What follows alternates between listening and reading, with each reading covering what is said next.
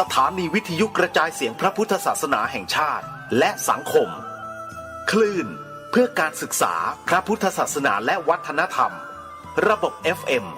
104.5 เมกะเฮิรตซ์รายการต่อไปเป็นรายการเสียงธรรมจากสามเณรดำเนินรายการโดยสามเณรสมพงษ์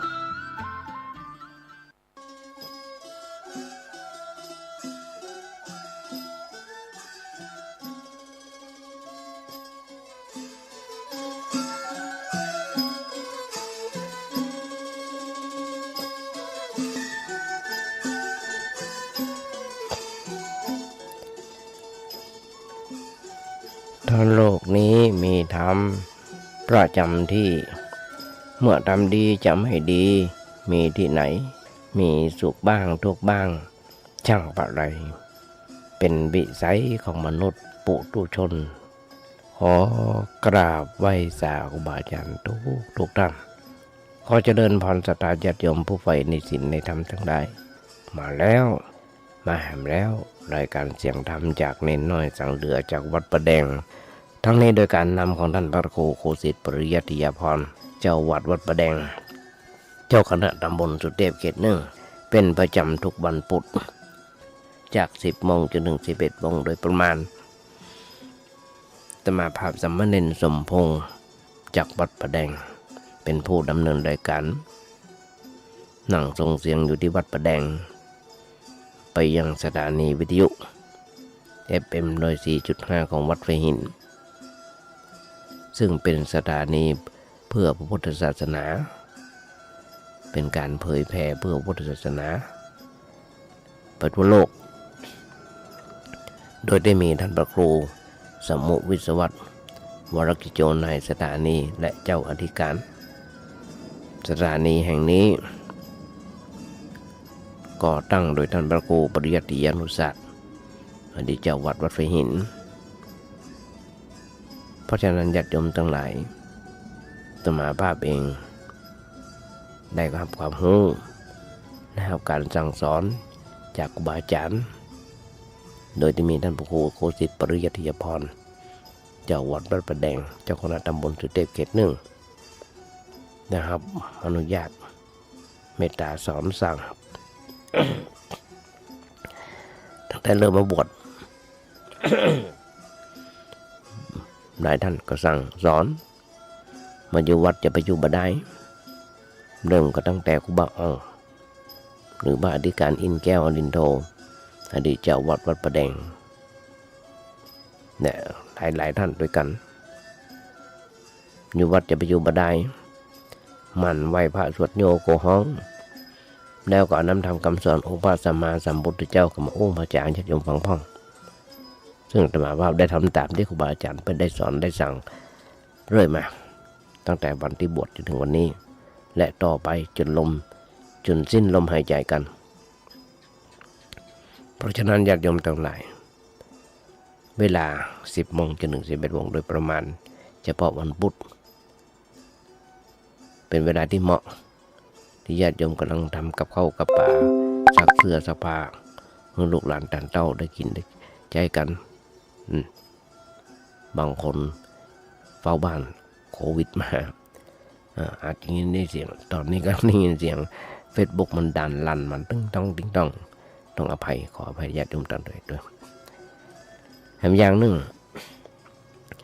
ที่ว่าการเผยแพร่เข้ามาญาติโยมทั้งหลายจาก 4 โมงมาแรงจนถึง 2 ทุ่มอาตมาภาพได้เอาเทปที่บันทึกไว้ส่งให้ญาติโยมฟังทาง Facebook ทางไลน์ทาง Messenger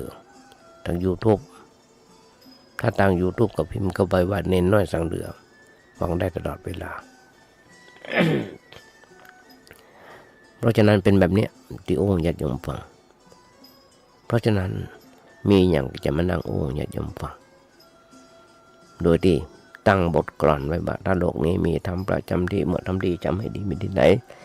มีสุขบ้างทุกบ้างช่างอะไรเป็นวิสัยของมนุษย์ปุถุชนถ้ามาขยายใจความให้ญาติโยมฟังได้หลายปีดีดักหลายปีดีดักที่ผ่านมา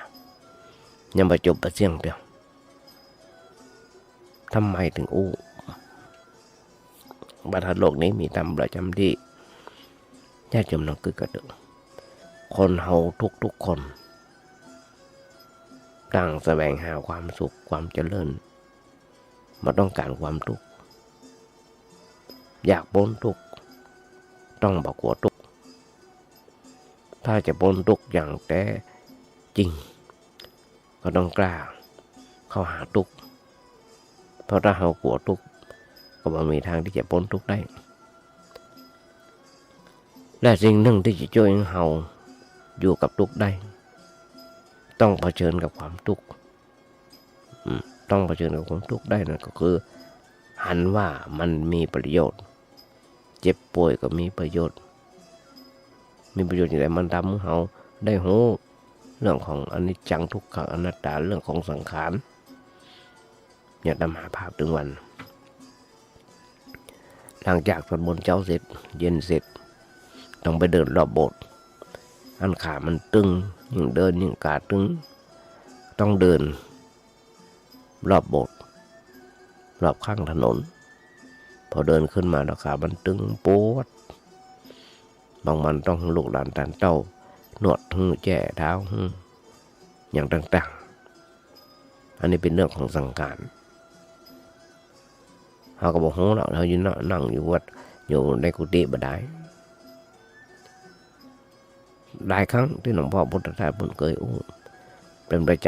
ำบอกความเจ็บป่วยมันสอนเขาฉลาดในเรื่องของสังขารเพิ่งหันว่าสังขารเนี้ยมันมาเที่ยงเป็นทุกข์มันไม่ใช่ตัวไม่ใช่ตน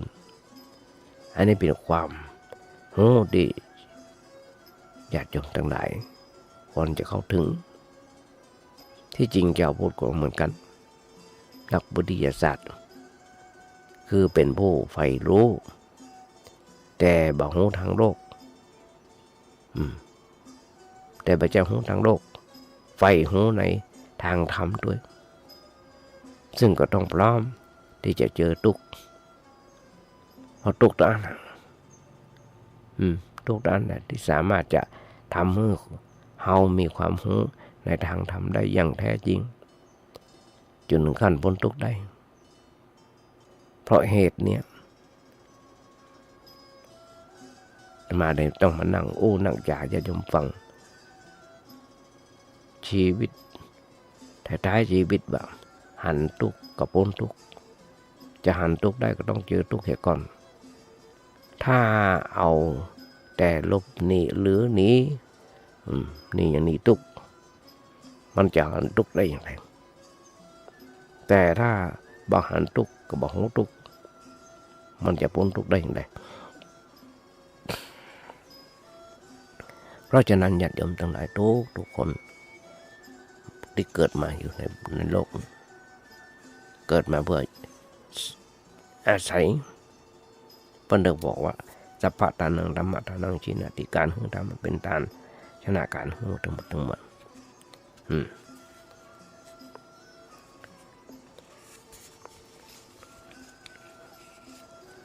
เฮาอาศัยโลกอยู่เพื่อสร้างความดีเพิ่นว่าเฮาอาศัยโลกอยู่เพื่อสร้างความดีทุกมันอยู่ที่ใจเรื่องใหญ่หรือว่าเรื่องน้อยอยู่ที่เราคิดปัญหาที่เกิดขึ้นจากเหตุผลก็ดีภายนอกก็ดีภายในก็ดีไม่นักหนาป่าบ้านถ้าสมมติว่าเราจะคอยโดยแก้ปัญหาสัก10 ชาติก็คงหมดนอกเหนือจากจะต้องแก้ไขมันถึงถูกต้องถึงถูกจุดคือต้องแก้กันที่จิต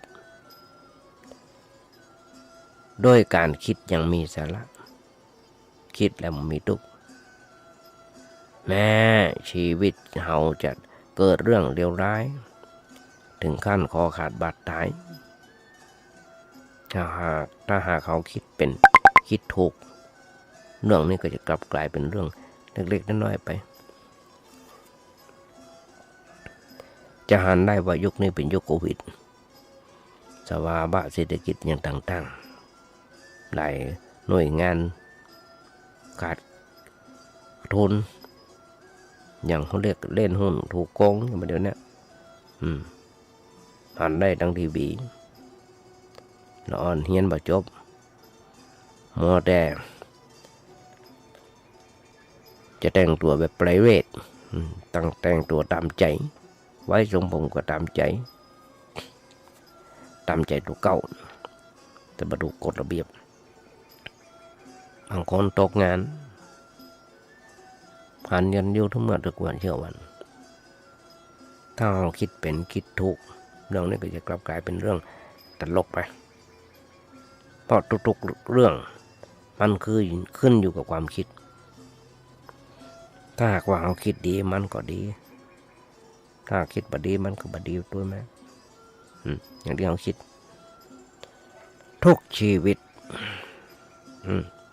ทุกชีวิตที่เกิดมาล้วนแต่มีปัญหาหรือความทุกข์ด้วยกันทั้งนั้นบางคนมีปัญหาหนักบางคนมีปัญหามีความทุกข์น้อยแต่ภัยจะหนักภัยจะน้อยมันบ่ได้ขึ้นอยู่กับการเป็นเศรษฐีหรือว่ายาจกและบ่ได้ขึ้นอยู่กับการต้องจบปริญญาหรือป.4 แต่ขึ้นอยู่กับการคิดเป็นคิดถูกคือคิดแล้วบัดทำให้เราต้องเป็นทุกข์ใจถ้าเราคิดเป็น10 เรื่องทุกข์ก็หาย10 เรื่องคิดเป็น20 เรื่องทุกข์ก็หาย20 เรื่องแต่หากเขาคิดผิด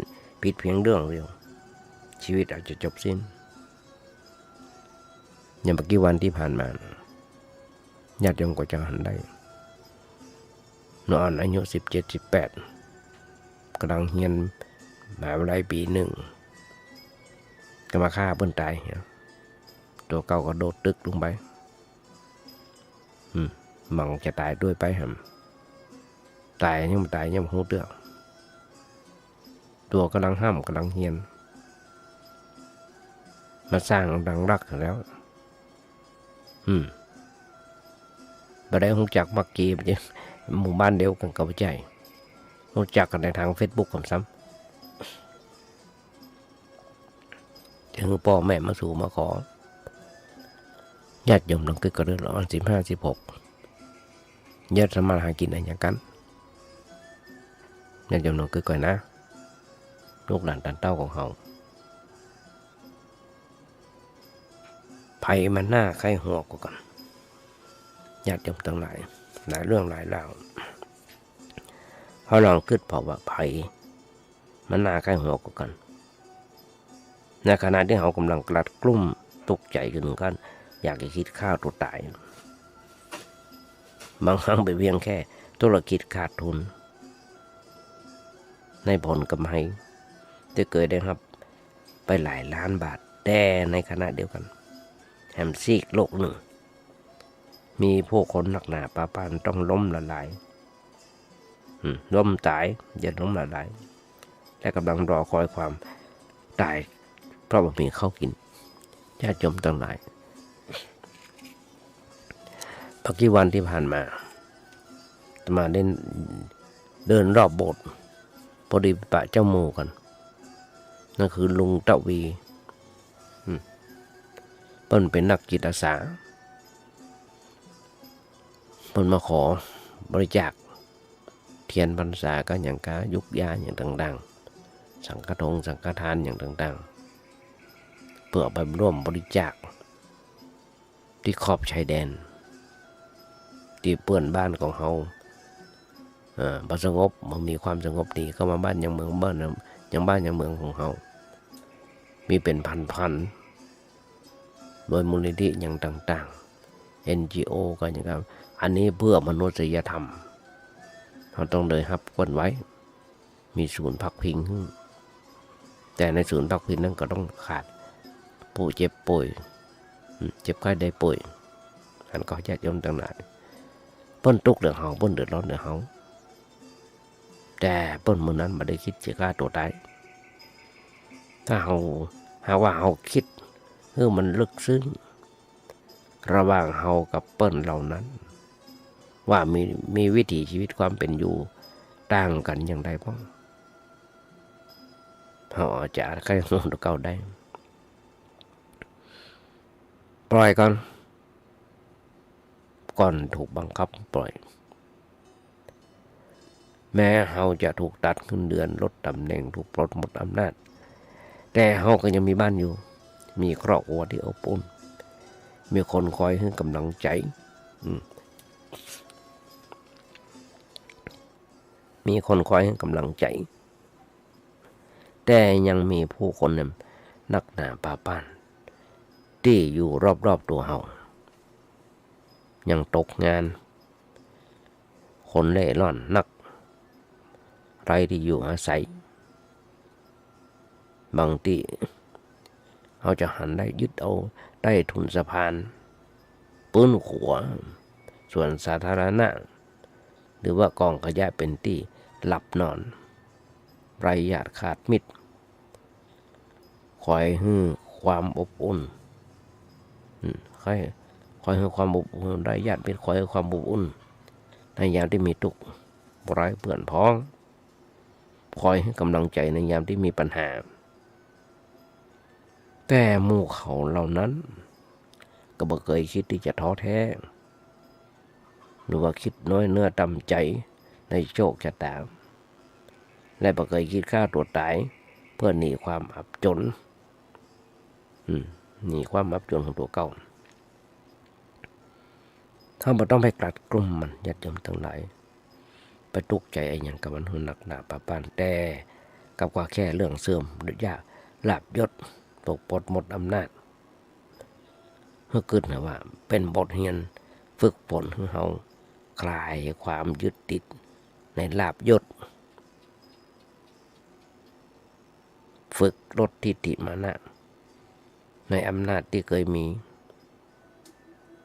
เพื่อให้เกิดการปล่อยวางขึ้นในขณะที่เรากำลังมีชีวิตอยู่ก่อนที่ธรรมชาติของความตายจะมาคอยบีบคั้นบังคับเขาต้องปล่อยมันคิดแล้วตุกลองคิดทำไมกำสักกำลองคิดกันไหมมันเป็นอย่างไรถ้าเขาอับอายเมื่อเรียนจบกลับตกงานเขากลัวเสียงหัวเราะเยาะเย้ยของคนรอบข้างเมื่อเขาล้มเหลวเมื่องานล้มเหลวก็ดีเขากลัวความค่อยหัวความเย้ยหยันค่อยหัวใส่เขาแต่จากญาติมิตรเมื่อครั้งที่ถูกแฟนทิ้งนี่หรอเนี่ยเขากลัวถูกสมน้ำหน้าเมื่อยามเป็นโรคร้ายกลัวว่าเขาเหล่านั้นจะคอยเหยียบย่ำซ้ำเติมเขาเลยกลุ้มใจทุกข์ใจจนอยากจะฆ่าตัวตายอยากจะฆ่าตัวตายเพื่อหนีปัญหาหนีให้พ้นจากเรื่องราวเหล่านั้นการคิดคลาดบาดกลัวจนเกินไปทำเขาเลยต้องตกใจเป็นการคิดที่ผิดเขาจะต้องคิดใหม่ทำไมเพราะการคิดเช่นนี้แบบนี้เป็นการคิดซ้ำๆเหมือนเก่าเหมือนรอยเดิมที่คนทั่วโลกเพิ่งคิดกันอยู่คือเมื่อคิดมีปัญหาเกิดขึ้นจนทำให้เขาต้องตัวเองต้องทุกข์ใจคนทั้งโลกจะคิดไปในแบบเดียวกันคือคิดหวาดกลัวกังวลคนนั้นเกรงกลัวคนนี้หวาดระแวงไปเรื่อยๆจนกลัดกลุ้มเครียดเมื่อคิดหาทางออกทางอื่นมาได้ปลงมาตก ปล่อยวางเบาจ้างก็เลยคิดฆ่าตัวตายเพราะหนีปัญหาเพราะอย่างที่บอกนอนตะเกียบแฟนขอเลิกก็ไปแต่งเพิ่นตายแล้วก็มาหนีโดดตึกหนีตายโดดตึกตายหนีพอหนีไปห่างไกลคอยคนรอบข้างเพราะทนตัวความอับอายไม่ได้หันได้หลายอย่างญาติโยมทั้งหลายทุกเมื่อเช้าวัน เสียงเย้ยหยันคำหรือว่ามันเป็นโบราณมันคนบาอาจารย์มันบอกเปรียบเสมือนคำพรที่สูงส่งเสียงเย้ยหยันนี่นะมันว่านะเพื่อถือเห็นว่าเสียงไข้หัวหรือว่าคำเย้ยหยันต่างๆที่เกิดขึ้นจากความล้มเหลวหรือว่าสูญเสียโดยที่คนรอบข้างหยิบยื่นถึงกับเฮานั้นเป็นเปรียบเสมือนกรรมอวยพรจากสวงสวรรค์เมื่อได้บอกผ่านเสียงจากผู้คนเหล่านั้นแม้จะบาเพราะพริ้งมันม่วนหัววันเดิมแต่ก็แฝงไปด้วยพลังแห่งความเครื่องการกระตุ้นเรื่องเราปลุกของเฮาลุกขึ้นสู้ชีวิตด้วยความอดทนอดกั้นเพื่ออย่างเพื่อลบความสบประมาทเหล่านั้นแม้หนทางต่อสู้จะเลือนลางหรือว่าสิ้นหวังเต็มทีแต่เมื่อชีวิตยังมีความหวังความสมหวังก็ยังมีอยู่เช่นกันญาติโยมทั้งหลายปลูกหวังนิสัยเช่นใดย่อมได้เช่นนั้นแม้เขาจะคิดหลบหนีไปอยู่ที่ไหนหรือว่าคิดฆ่าตัวตายเพื่อไปเกิดใหม่อยู่ที่โลกอื่นถ้าเขามีดังนี้พ้นจากการดำเนินในอาการนินทาหรือว่าเย้ยหยันของใดทางที่ดีเมื่อคิดถือเห็นว่ามันเป็นเรื่องปกติหรือว่าเรื่องธรรมดาของมนุษย์ที่จะต้องมีพฤติกรรมอย่างนั้นถึงจะทำดีหรือว่าทำชั่วอย่างใดถึงจะอู้หรือว่าจะนิ่งเฉยแค่ไหนก็ย่อมหนีมันมาพ้นจากคำคนนินทาญาติโยมทั้งหลาย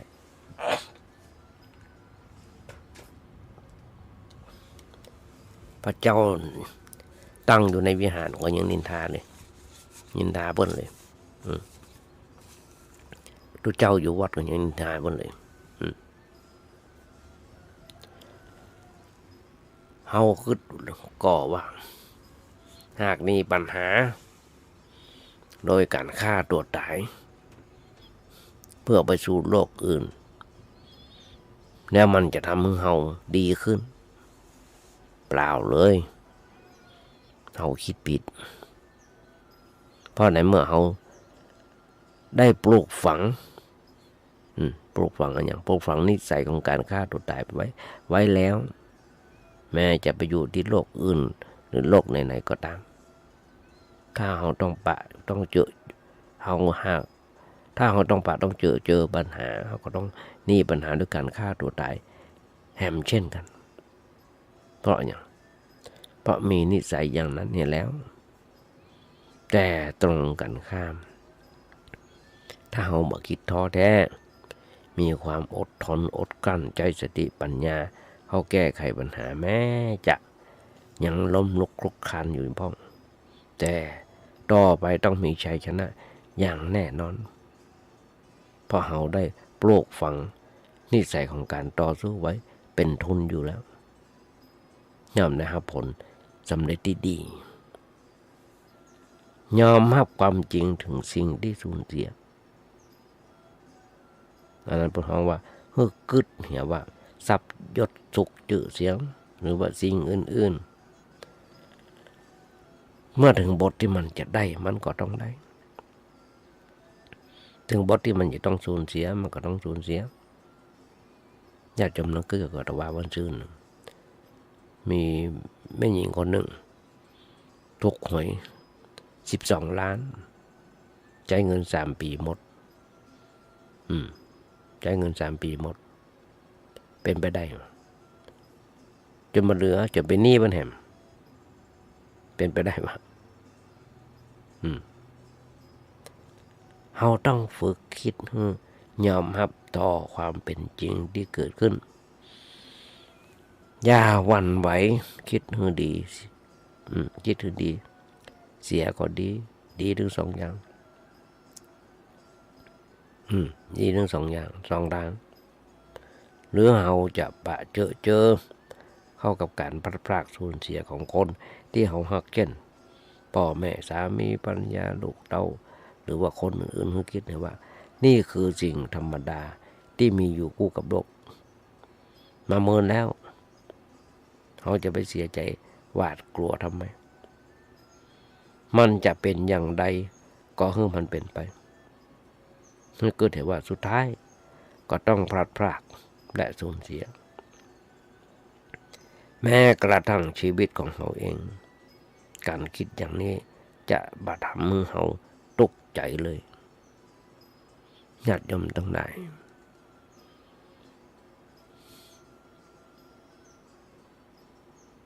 บางคนเป็นโสดแต่บ่เศร้าโศกหากชีวิตต้องรับบทโสดจริง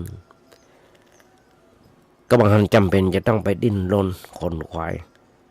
หาเปียไผเปียไผไม่เป็นคู่ชีวิตและบางครั้งว่ามันเป็นเรื่องที่น่าอาภัพอับอายที่ต้องอยู่เป็นโสดครองความเป็นสาวแก่หรือว่าหนุ่มเท่าแต่เพียงลำพังกับชาติเห็นซ้ำไปที่มันต้องไปทนแบกรับภาระหนักของการใช้ชีวิตคู่หันกันอยู่ทุกเมื่อเจ้าบัญญัติจมทั้งหลายมี1และแอมแหม2ว่าไม่ยิงบ่ประจัยหึงหวงกันฆ่ากันตายติดคุกติดตารางกันนักหนาป่าปั้นหันถึงวัน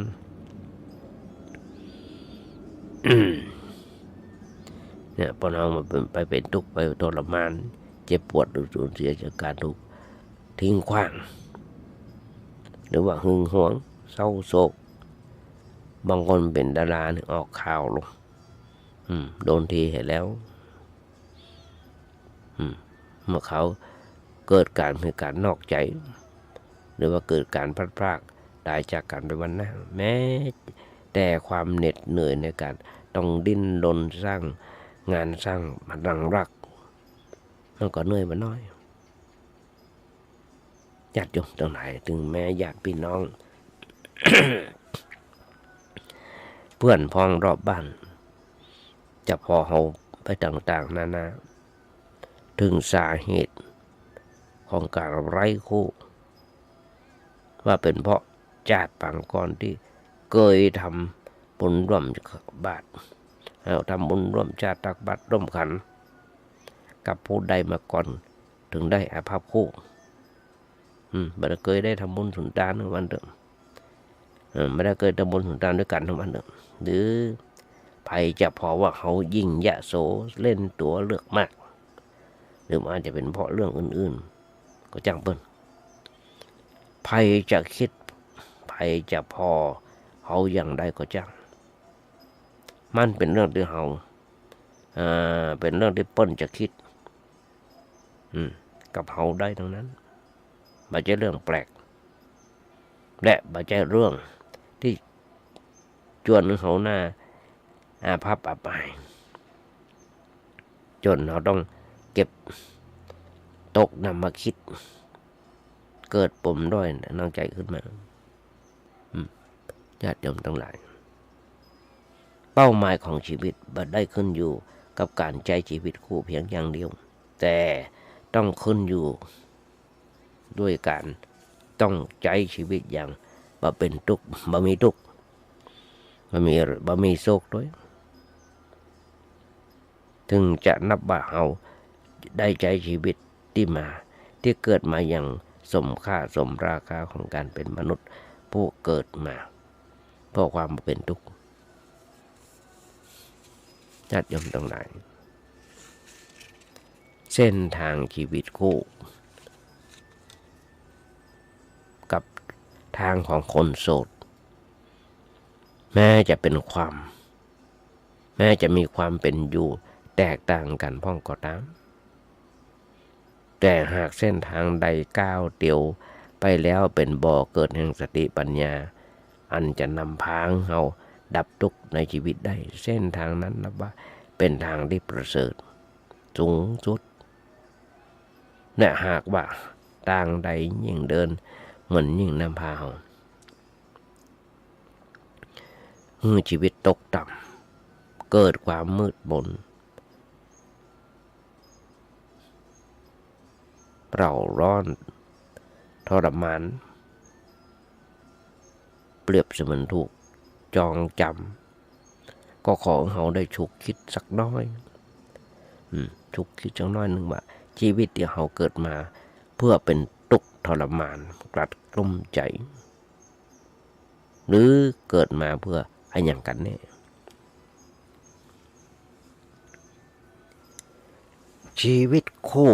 ควรมีจุดหมายอยู่ที่การเรียนรู้เพิ่นบอกไว้เมื่อชีวิตต้องแต่งงานหรือคิดร่วมอยู่กินกับใครสักคนใดคนหนึ่งบ่ใจว่ากันว่าแค่ความร่ำรวยชื่อเสียงรูปร่างหน้าตา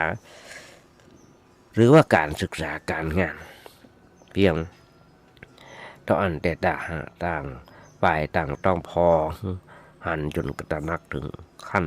ถึงความจริงที่ว่าชีวิตนี้เฮาถูกความเกิดความแก่ความเจ็บความตายเขาครอบงำแล้วเฮาถูกลูกศรคือความทุกข์ทรมานจากการต้องพลัดพรากสูญเสียเสียบแทงเขาแล้วโดยต้องเร่งหาทางแก้ไขเพื่อดึงลูกศรคือความทุกข์ให้หลุดออกไปจากชีวิตแต่เมื่อชีวิตเราต้องเตียวไปตรงหน้า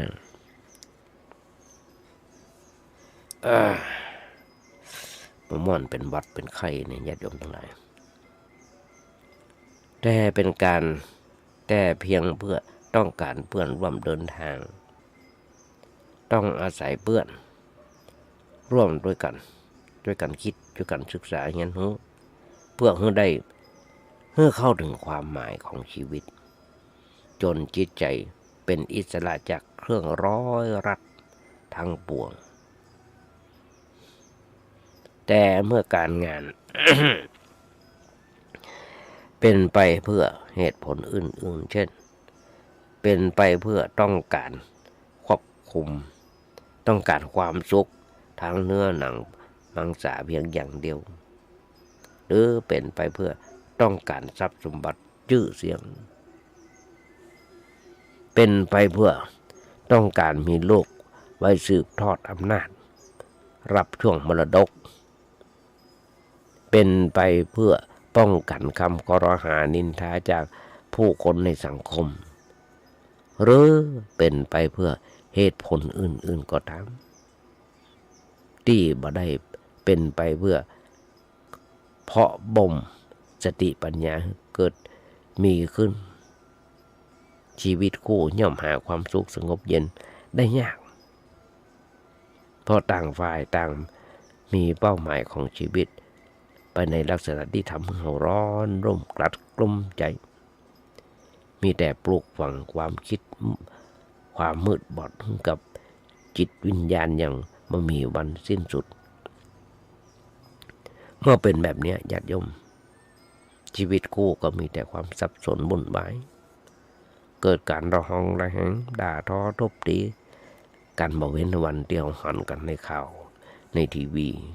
ในหนังสือพิมพ์ในเฟซบุ๊กจนในที่สุดถึงขั้น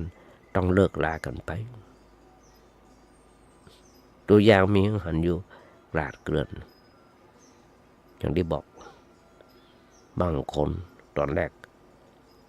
มีทีท่าว่าจะไปกันได้ด้วยงามไปกันด้วยดีอยู่ได้มาเมินอยู่ได้กันเมินวันเถอะแต่ก็อยู่ได้กันมาเมินบางกี่มือบางกี่เดือนบางกี่ปีต่างคนก็ต่างกันไปจากกันไปเราคนต้องทำความเข้าใจในความหมายของการแต่งงานให้ใหม่คือต้องไปเพื่อการศึกษาเงี้ยแต่งกับงานแต่งงานคือแต่งกับงานครัวครอบคือครอบครัวครอบครัวคือครัวมันครอบมันว่าเนาะแต่งกับงานทุกคนธรรมดาอยู่คนเดียวก็ซักผ้าตัวเก่าเขาแน่นจะลุกมาได้ก็ได้แต่พอแต่งงานแล้วต่างคนต่างต้องช่วยเหลือกันแม้กระทั่งซักเสื้อซักผ้าทำกับข้าวกับปลาต้องแบ่งหน้าที่กันช่วยกันทำนะแต่งกับงานไปไหนก็ไม่ได้ครัวมันครอบเอาไว้สังคมมันครอบเอาไว้ครอบครัวมันครอบเอาไว้ไปไหนก็ไม่ได้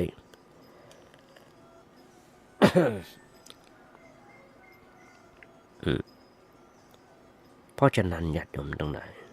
ถือได้ว่าเราได้รับประโยชน์จากการแต่งงานอย่างสมบูรณ์ที่สุดที่บอกดาวหูฝึกตนเกิดมีสติปัญญาหูเต่าหูตันโลกและชีวิตของความเป็นจริงถึงจะถือได้ว่าเราได้รับความประโยชน์จากการแต่งงานอย่างสมบูรณ์ที่สุดในที่สุดต่างคนต่างทิ้งกันบางคนคิดบ่เป็นทำมายังรู้มาต้องเจอเข้ากับเหตุการณ์สามีหรือว่าภรรยาทิ้งจะทำได้ดีก็เพียงแค่เสียใจร้องไห้หรือว่าน้อยใจคือขึ้นได้ทำได้เพียงแค่นี้คิดหาทางออกช่องทางอื่นบ่เป็นบางคนถึงกำควรเพ้อคลั่งจนเสียสติหรือว่าอาจจะคิดฆ่าตัวตายเพื่อหนีเรื่องราวที่คิดว่ามันเลวร้ายที่สุดในชีวิตหันโยญาติโยมทั้งหลายดาราอย่างต่างๆเศร้าโศกเสียใจ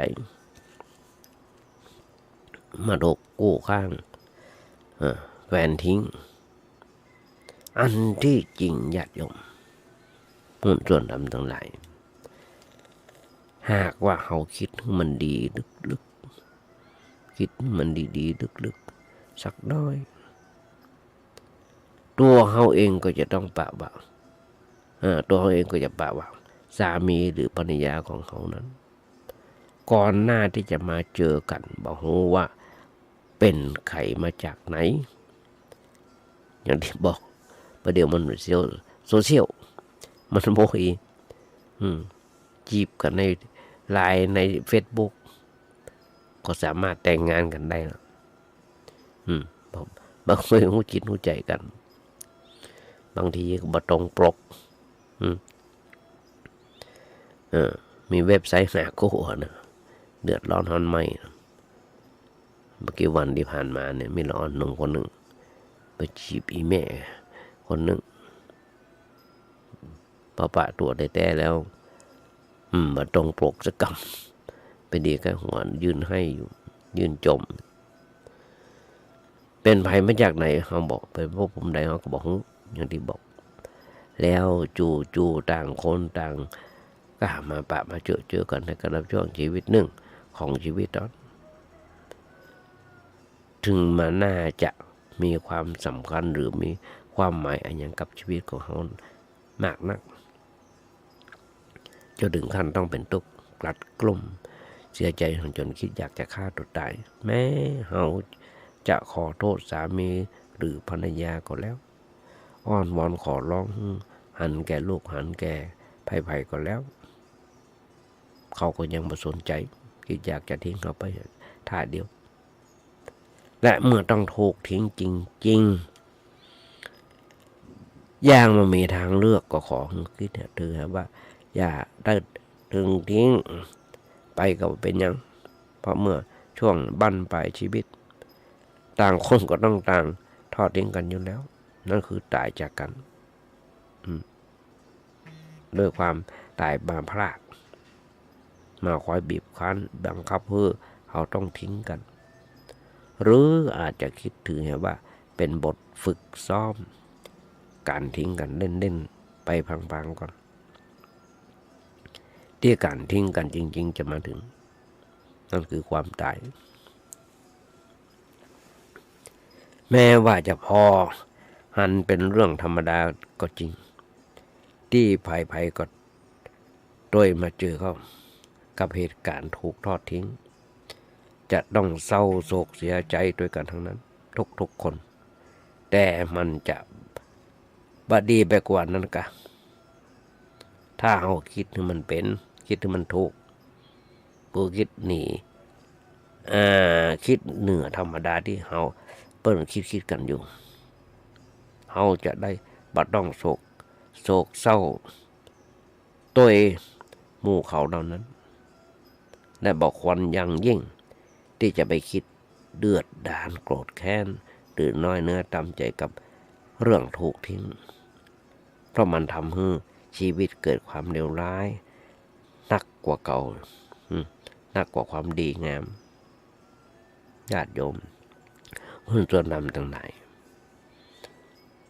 แม้อยู่คนเดียวก็ไม่จะบ่ร้องไห้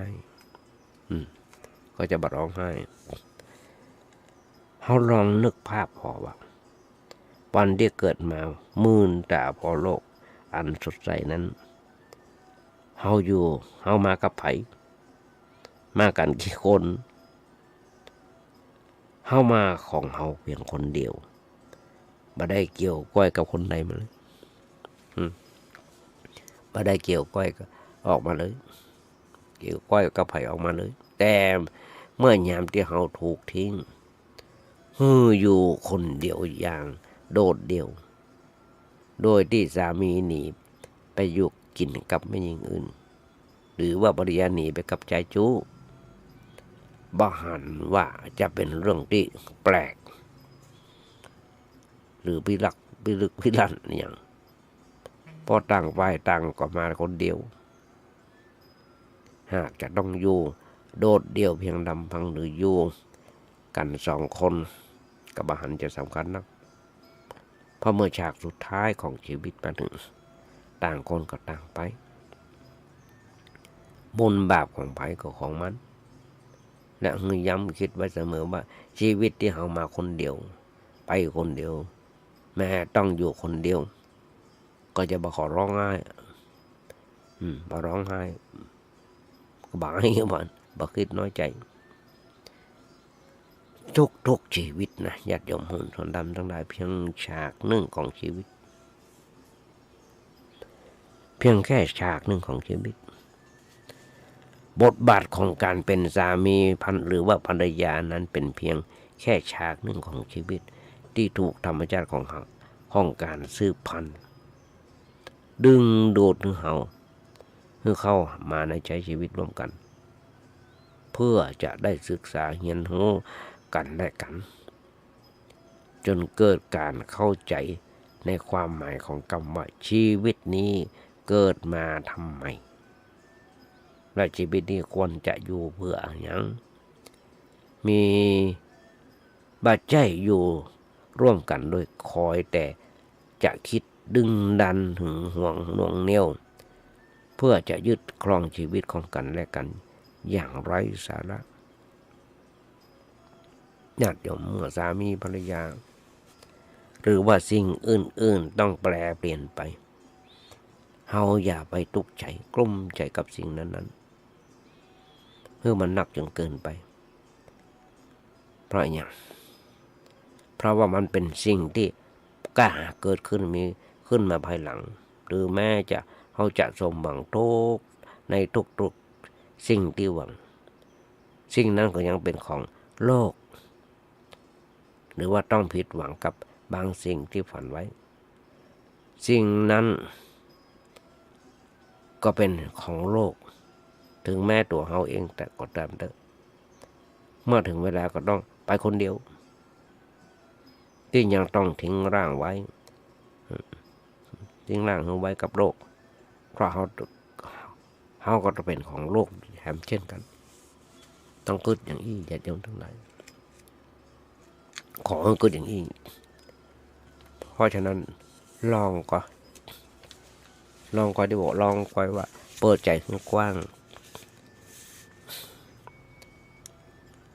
เพื่อบางอย่างเมื่อบางอย่างเปลี่ยนไปทุกสิ่งในโลกนี้ย่อมเปลี่ยนแปลงไปได้เสมอตามเหตุปัจจัยของสิ่งนั้น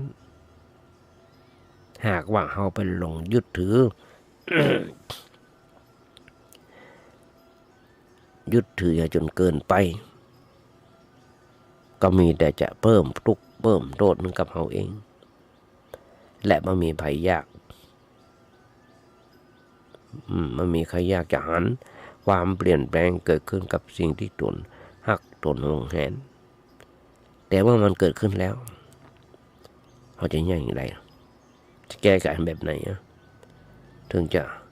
ให้เหตุการณ์นั้นๆจบลงด้วยความสงบและปลอดภัยทั้งชีวิตและคนอื่นๆแต่เมื่อคนที่เขาหักสุดหัวใจเกิดการเปลี่ยนแปลงไป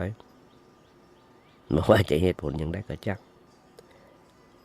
จะด้วยเหตุผลของกรรมเวรหรือว่าเหตุผลอื่นๆที่สุดแท้จนเขาเองต้องตกที่นั่งของการเป็นภรรยาหลวงส่วนเอี่ยมคนเป็นภรรยาน้อยจะโดยตั้งใจหรือบ่ตั้งใจก็ตามเมื่อเหตุการณ์แบบนี้มันมีเมื่อการเหตุการณ์แบบนี้มีอันต้องเกิดขึ้นแม้ความละอายก็ยับยั้งไม่อยู่สิ่งที่ถึงสองจะทำได้ตอนนี้ก็คือเปิดใจให้กว้างออกยอมรับและสร้างความหักความเข้าใจกันเกิดขึ้นจับมือหรือว่ากำมือร่วมกันสร้างสรรค์ความงามให้เกิดขึ้นแก่โลกทำประโยชน์ให้แก่สังคมทำประโยชน์ให้เกิดแก่สังคมเพราะมาเมินถึงสองคนจะต้องจากโลกนี้ไปแล้วอย่างไร้ร่องรอยคงเหลือเพียงแต่ความดีที่ละไว้ญาติโยมมุ่งส่วนทำทั้งหลายความดีอยู่ที่การทำงานไม่ใช่ลมปากความดีอยู่ที่การทำงานไม่ดีใจลมปากเมื่อนึกถึงที่ทำงานเมื่อใดชีวิตเหมือนถูกชุดดึงตกนรกทั้งเป็นเพราะอย่างเพราะเบื่อหน่ายต่อความจำเจซ้ำซากของการทำงานเรื่องงานยังพอทำเนาแต่เบื่อเวิร์นร่วมงานที่ชอบคอย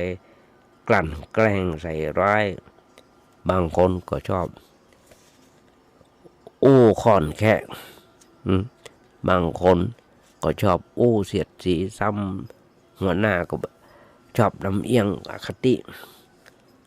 ชอบใส่ใจแต่ลูกน้องเดียวประจบประแจงจนเขาเนี่ยต้องกลายเป็นคนนอกสายตาจะทำดีแค่ไหนแต่กลับถูกพอเหมือนทำผิดอยู่ร่ำไปเมื่อเจอเหตุการณ์แบบนี้ภัยก็ต้องหยุดงุดงิดงุนง่านคนเครื่องใจเป็นธรรมดาแต่เราต้องพยายามสลัดดีดเรื่องราวเหล่านี้ทิ้งหมดอย่าปล่อยให้ค้างคาอยู่ในใจเพราะจะมีแต่ผลเสียเพียงอย่างเดียวเช่นทำงานก็ย่อมติดขัดจิตใจมีแต่เศร้าหมองร่างกายก็ทรุดโทรมและยังเป็นช่องทางที่ทำให้เกิดโรคร้ายอื่นๆได้ทางที่ดีคือเห็นว่าภัย คนใดจะเป็นอย่างไรก็จ้างไผจะค่อนแค่เสียดสีก็จ้างเพิ่นไผจะสพแค่ไหนก็จ้างมันหากว่าเราไปใส่ใจเรื่องแบบนี้พันนี้มันก็บ่จบสิ้นเพราะคนส่วนมากเปิ้นก็เป็นอย่างนี้ด้วยกันทั้งนั้นทางที่ดีคือปล่อยเปิ้นไปเฮาทำงานของเฮาทำไปตามหน้าที่ที่ได้รับมอบหมายให้ดีที่สุดที่มีความอดทนขยันและซื่อสัตย์ต่องานที่ทำอยู่เสมอแล้ววันหนึ่งการงานที่ทำโดยความตั้งใจนะครับผิดชอบจะส่งผลตอบแทนเขาอย่างน่าอัศจรรย์แถมซ้ำยังเป็นตัวชี้ชัดตัดสินความดีให้เขาส่วนการค่อนแค่เสียดสีและประจบสพก็จะเป็นตัวตัดสินให้กับเปิ้นเช่นกันเพียงแต่เฮาทำงานของเฮาให้ดีความดีย่อมไหลมาจากออกมาจากงานที่ทำบ่ได้ไหลออกจากลมปากที่คอยจะจะจมนะจะฟังแต่คำหวานๆที่ได้ทำบ่ได้ทำที่บ่ได้ทำงานเพราะฉะนั้นนี่แหละญาติโยมทั้งหลายความคิด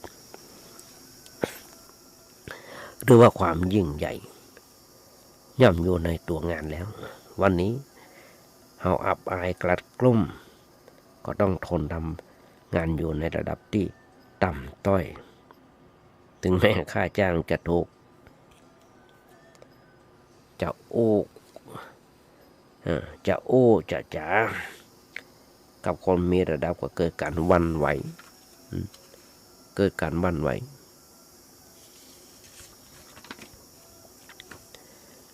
เกรงขาดกลัวชอบคนแต่ถึงอย่างไรเฮาอยากได้ไปคิดดูหมิ่นดูถูกงานที่ทำว่าเป็นงานที่ต่ำเป็นงานที่ต่ำตามขั้นของเงินเดือนเป็นอันขาดเพราะอย่างอันชีวิตเขาจะหมดค่าหมดราคาหมดความหมายทันทีเพื่อคิดเห็นว่างานใดๆในโลกนี้ที่มนุษย์ทำกันอยู่บอกว่าจะเป็นงานระดับผู้นำประเทศธุรกิจเอามันเนอะที่มนุษย์ทำกันอยู่งานธุรกิจงานรับจ้างงานทำให้ทำสวนก็ล้วนแต่เป็นงานที่ใหญ่เหมือนกันทั้งหมดทั้งสิ้นงานต่างก็มีความสำคัญที่เท่าเทียมกันแม้จะเป็นงานกวาดถนนงานเก็บขยะขายล้วนแต่เป็นงานที่ยิ่งใหญ่ด้วยกันทั้งนั้นเพียงแต่เขาไปหลงสมมุติไปหลงคิดกันเองว่างานอย่างนั้นงานอย่างนั้นใหญ่งานอย่างนี้น้อยงานอย่างนี้สูงงานอย่างนี้ต่ำแล้วในที่สุดหมู่เขาก็ต้องมาตกใจกลุ้มใจกับเรื่องที่สมมุติขึ้นมาเท่านั้น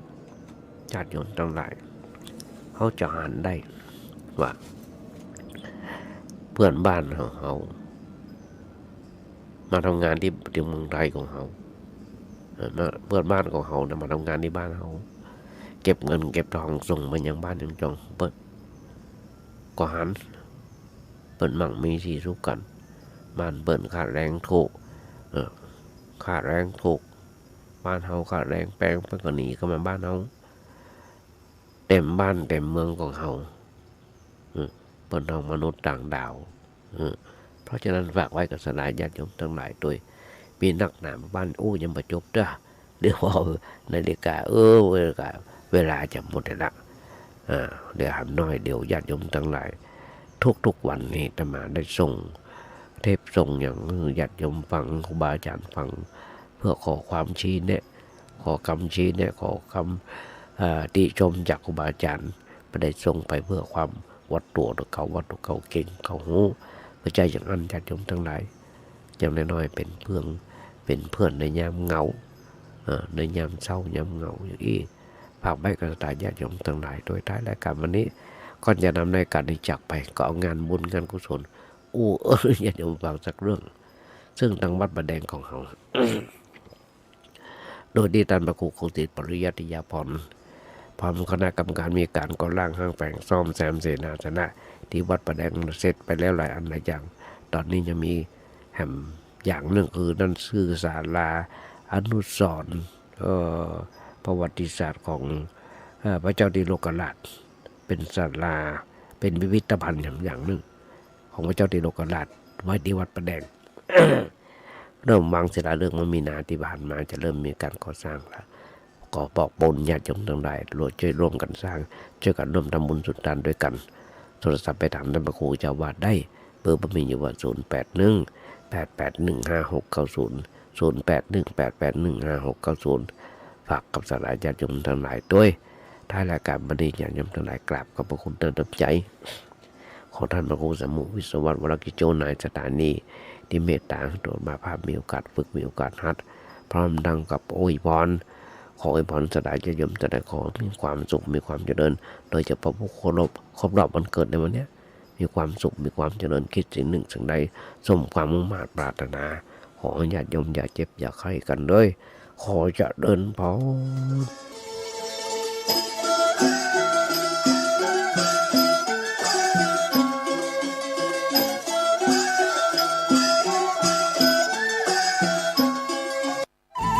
ที่จบไปแล้วนั้นเป็นรายการเสียงธรรมจากสามเณรดำเนินรายการโดยสามเณรสมพงษ์